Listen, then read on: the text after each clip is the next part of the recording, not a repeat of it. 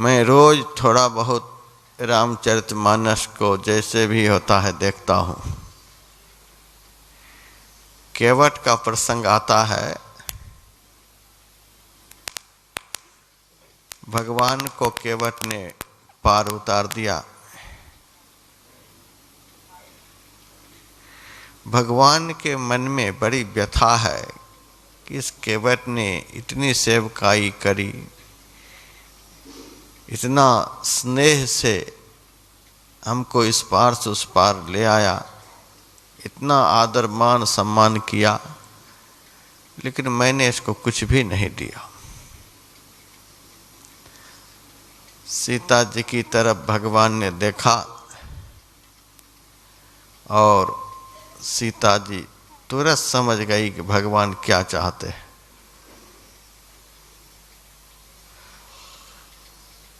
आजकल तो कहने पर भी न समझती हैं न समझते हैं। पहले का समय था कि एक दूसरे के मनोभाव को समझ जाते थे। सीता जी तुरंत समझ गईं और प्रसन्नता पूर्वक महाराज दशरथ ने जो अंगूठी दी थी वह अंगूठी उतार कर भगवान के हाथ में दे दिया और भगवान वह अंगूठी केवट को दे रहे।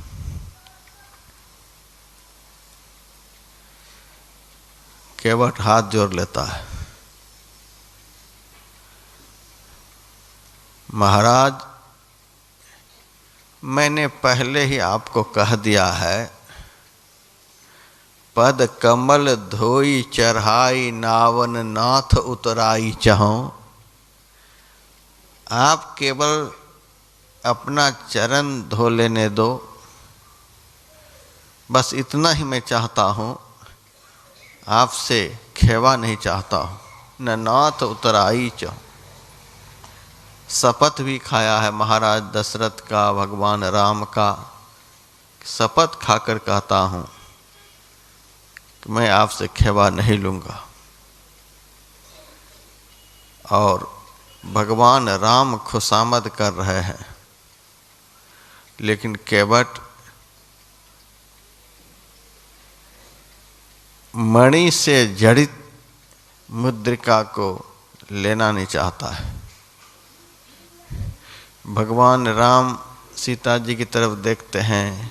सीता, लगता है मेरे से लेने में इनको संकोच हो रहा है, तू ही कहो। सीता जी आग्रह कर रही हैं।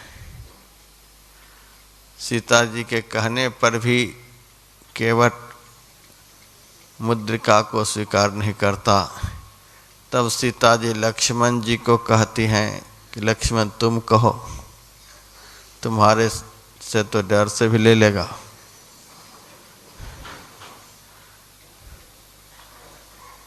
लेकिन किसी के कहने पर भी केवट ने उस मुद्रिका को स्वीकार नहीं किया। तुलसीदास जी महाराज लिखते हैं, बहुत कहेउ प्रभु लखन सिय नहीं कछु केवट ले।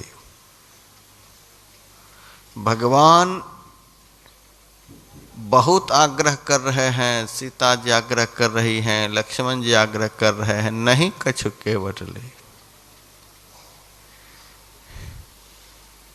ये चाहना ही खत्म हो गई।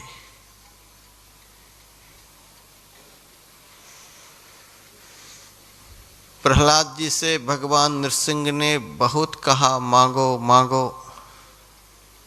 प्रहलाद जी ने कहा, आप बहुत आग्रह कर रहे हो, तो मैं आपसे यही मांगता हूँ कि हमारे अंदर की मांग खत्म हो जाए, मेरे अंदर में मांग रहे ही नहीं।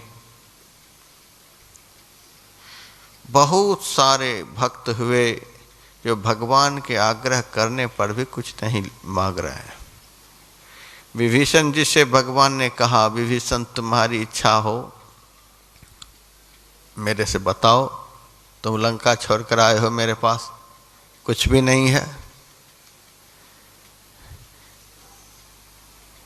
विभीषण जी ने कहा, जब लंका से चला था तब तो मन में था कि कुछ मांगूंगा, उर कछु प्रथम वासना रही,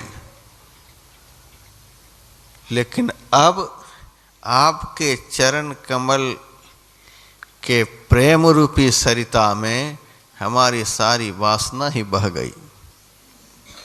प्रभु पद प्रीत सरित सब बही। भाइयों और बहनों, मैं इस मंच पर से भक्ति की महिमा सुना रहा हूँ। सुनहु भगति मणि कै प्रभुताई। यथार्थ में भक्ति उसको कहते हैं कि जिसके करने से, जिसकी प्राप्ति होने से अंतःकरण इतना संतुष्ट हो जाता है कि भगवान के कहने पर भी भक्त भगवान से भी नहीं मांगता।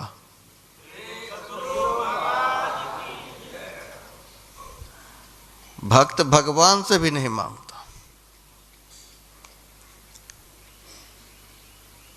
हमारी स्थिति कैसी है? हम लोगों की स्थिति कैसी है? हम भक्त हैं, कहने में मंच पर से शर्म आती है। यदि हमारे मन में कुछ इच्छा है, कुछ मांग है, तो हम भक्त की श्रेणी में भी नहीं है।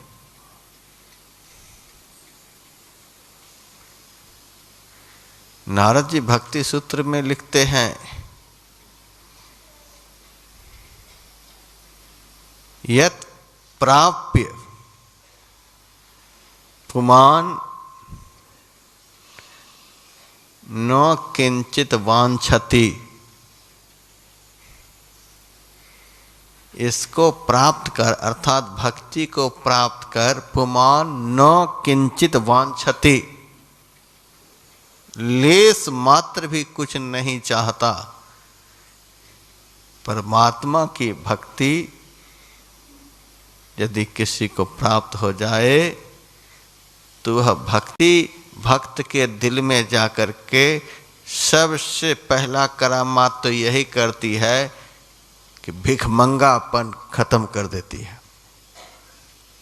न किंचित वांछति,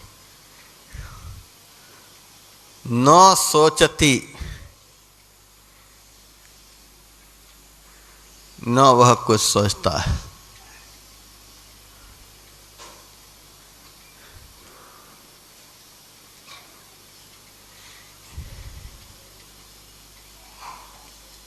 फिर कहा, यल्लब्ध्वा पुमान् अमृतो भवति। परमात्मा की भक्ति जिसको प्राप्त हो जाती है, अमृतो भवति, वह अमृत का स्वरूप बन जाता है। जन्म मरण का दुख खत्म हो जाता है। पूर्ण अमरत्व को वह प्राप्त कर लेता है। मरने का भय ही खत्म हो जाता है। अमृतो भवति, सिद्धो भवति। अणिमा महिमा गरिमा लघिमा प्राप्ति प्राकाम ईशित वसित्व, आठों सिद्धियां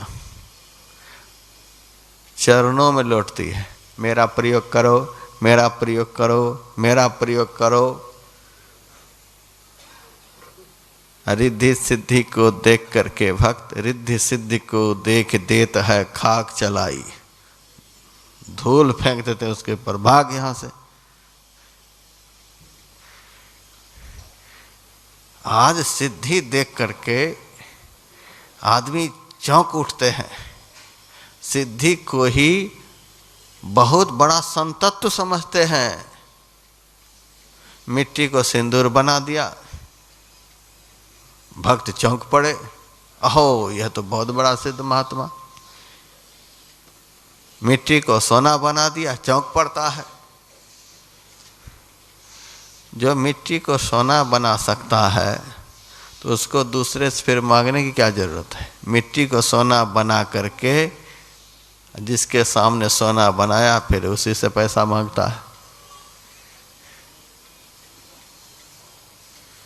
यह दशा है। चमत्कार को ही आजकल नमस्कार करते हैं। सिद्धो भवति, सिद्धि प्राप्त हो जाएगी। आत्मा रामो भवति, वह अपनी आत्मा में ही रमन करेगा। आत्मा राम, आत्मा में ही रमन करने वाला,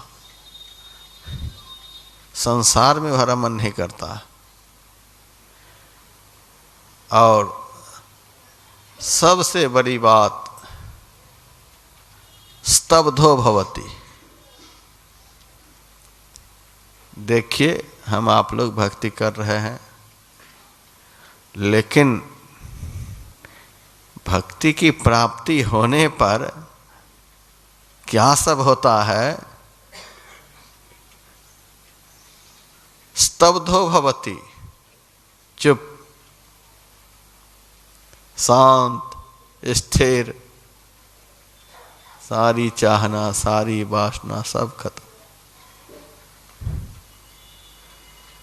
चाह गई चिंता मिटी, मनवा बेपरवाह, जाको कछु न चाहिए सोई साहंसा।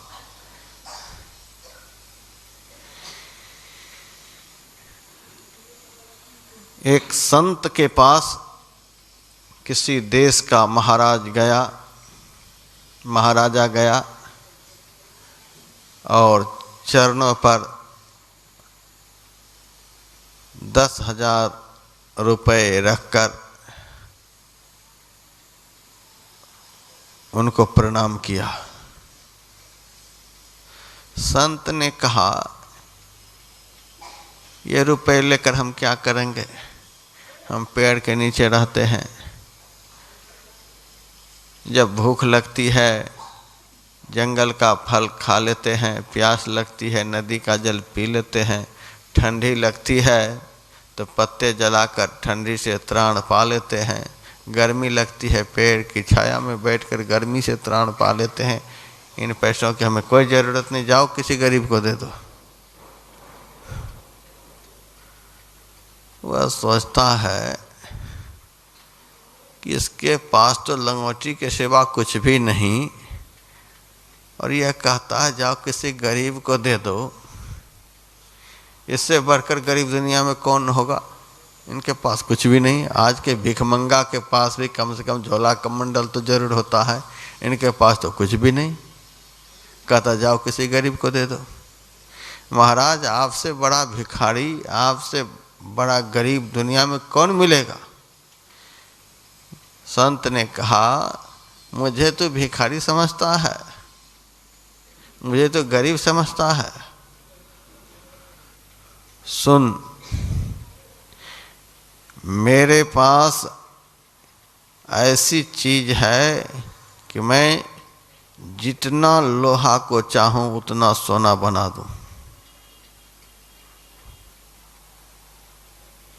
यदि तुम्हारी इच्छा हो तो जा और 40-50 क्विंटल लोहा लेकर मेरे पास आ जा, मैं सबको सोना बना दूंगा।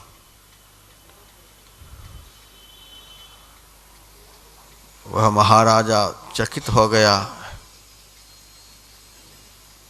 झोली डंडा कुछ भी नहीं, पेड़ के नीचे लंगोटी पहनकर बैठा हुआ है और हजारों मन लाखों मन सोना बनाने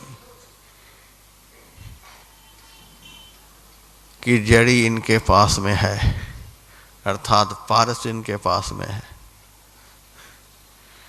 उस समय प्रणाम कर घर चला गया। अब रात में मन में हो रहा है, आहा महात्मा ने ठीक कहा था, 40-50 क्विंटल लोहा लिया मैं सोना बना दूंगा। यदि इतना सोना मेरे पास हो जाएगा तो इतना बड़ा राज्य का और विस्तार कर लूंगा। जैसे ही दिमाग में सोना घुसा कि रात का सोना हराम हुआ। सोना को हम बहुत जल्दी जो बोल जाते हैं, इसीलिए बड़ा भारी महत्व समझ में आता है। सोना को तो धीरे धीरे बोलना चाहिए, तब पता चलेगा। सोना, नींद गई।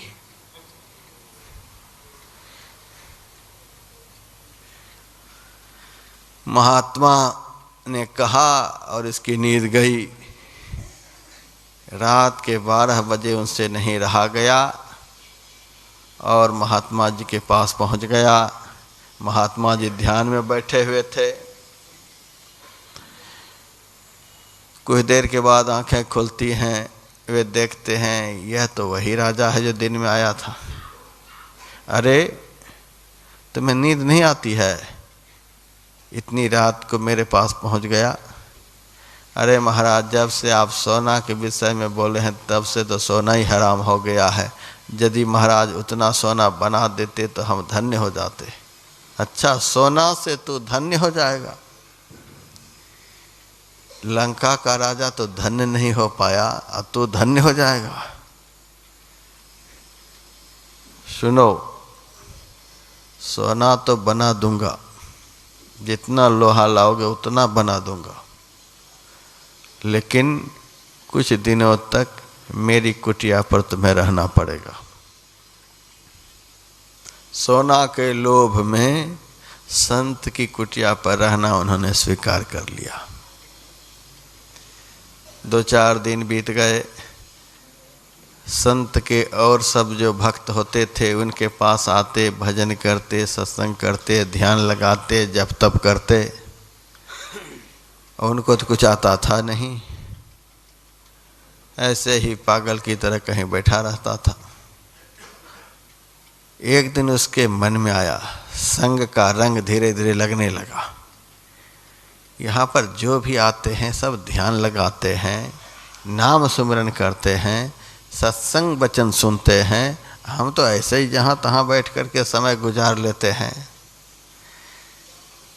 यदि ये संत हमको नाम का सुमिरन करने के लिए बतला देते, ध्यान लगाने के लिए बतला देते, मन को स्थिर करने के लिए बतला देते, तो हम भी यहाँ बैठकर कुछ करते।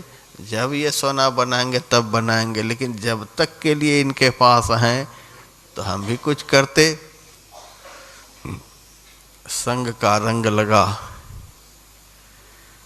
और संत से एक दिन कहा, महाराज जब यहाँ रह ही रहे हैं तो यहाँ के नियम में रहेंगे तो ज़्यादा अच्छा रहेगा। महाराज आपके सारे भक्त लोग जो जो यहाँ करते हैं वह क्रिया मुझे भी बतला दो तो मैं भी करने लग जाऊंगा। संत ने भगवान नाम का अंदर ही अंदर स्मरण करने के लिए बतलाया। ये माला खटखट नहीं कि मन कहीं माला कहीं, अंदर ही अंदर स्मरण करने के लिए। और अंदर में ही इष्ट के रूप का ध्यान लगाने के लिए, अंदर में ही अपनी दृष्टि और मन को स्थिर करने के लिए ये सारी क्रियाएं बतला दी। और वह राजा सोना के लोभ में करने लगा। उनके मन में है यदि बढ़िया से करूँगा तो जल्दी से महात्मा खुश हो जाएंगे और जल्दी से सोना दे देंगे। लोभ में आदमी ज़्यादा लगता है। संसार के लोगों को जब लोभ दिया जाएगा तब ये महात्मा के पीछे पड़ता है। ऐसे नहीं, कुछ न कुछ उनको जब संसार का भी मिलेगा तभी लगेगा।